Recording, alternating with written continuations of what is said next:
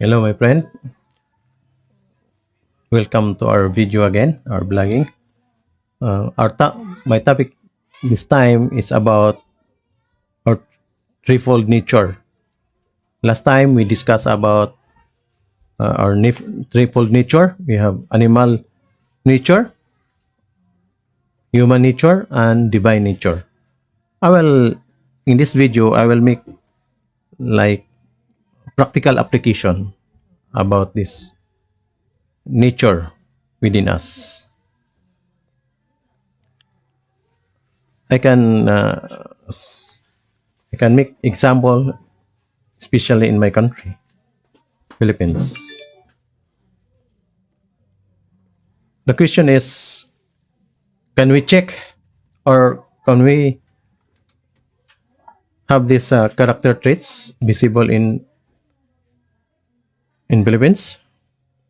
The answer will be yes, very visible. For animal nature,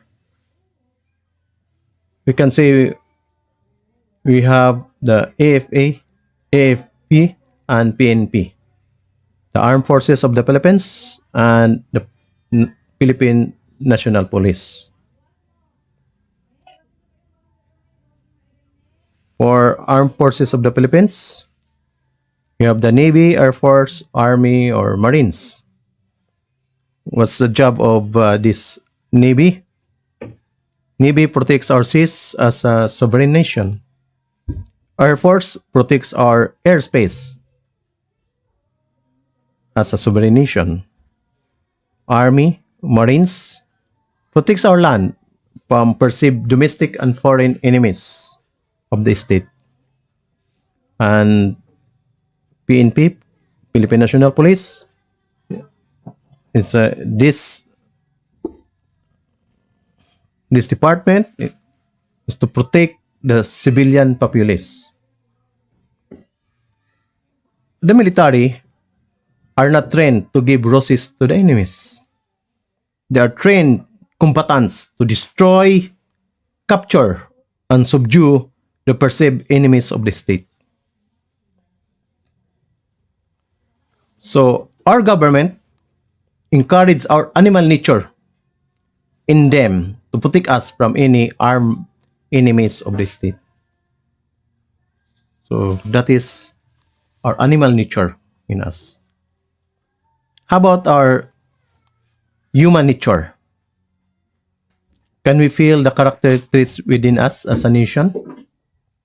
Yes. As a state, we have three branches of government, namely the executive branch, legislative branch, and the third one, the judiciary branch of government.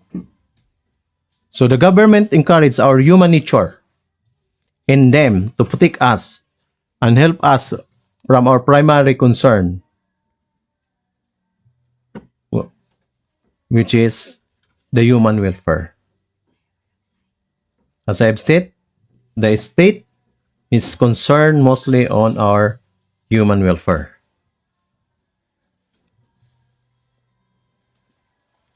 How about the divine nature in us? In our constitution, as democratic country, we have the separation of church and state. By the way, it's mentioned church. Since the writers who made this constitution were Christians, that's why they make a church. But what actually they mean is the separation of religion to the state. So religion serves our divine nature in us.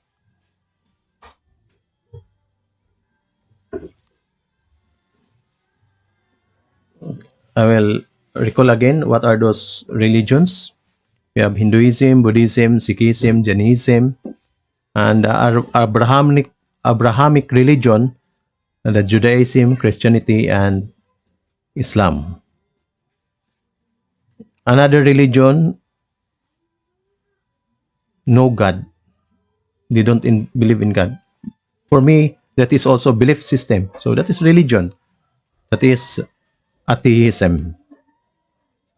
Even there's also belief with no God, such as the Confucianism, and Taoism. This coming from China. So there's no God, but only the emphasis on morality and value system which they promoted. So the state government encouraged our divine nature in them to take us and help us from our primary concern, which is human well-being. So the state primary for the human welfare, and the religion primary concern on our human well-beings. So we have now animal nature, which is through military. We have human nature through government, which is three branches government, and the divine nature, which is exercised through our religion. Thanks for watching. See you in the next video.